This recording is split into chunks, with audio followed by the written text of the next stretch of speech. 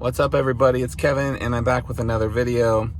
So every time I've been turning on my car lately, it has been going to this trailer status. It's driving me absolutely insane. So we're going to try to fix it right now.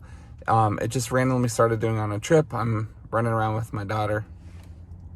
Nice mask.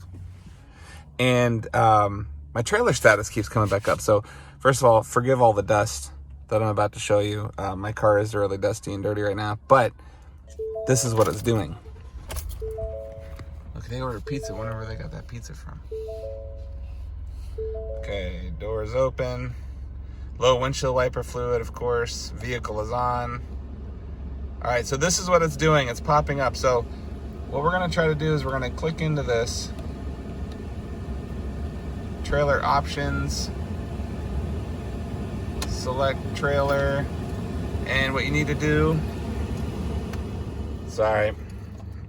you need to select no active trailer and go back out. Select it, select trailer, no active trailer.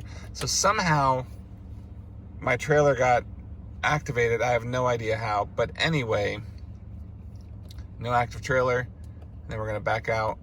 And I want it on my trip mode, right? So what we're gonna do is we're gonna turn it off now. Please say this fixed it.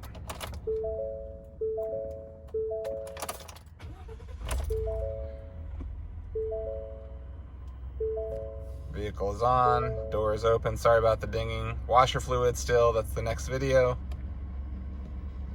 Yeah! And that's how simple and easy it is to fix that. So if you have it stuck, don't despair. Go in and make it so you have no active trailer. I have no idea why it did that. Yeah, but hope that little trick helped you. And if you haven't done it yet, make sure you like this video, hit the subscribe button, and ring that notification bell so that you get the next videos every time I upload something new about one of my cars or just about anything really. All right, guys, thanks so much. We'll talk to you soon. Bye.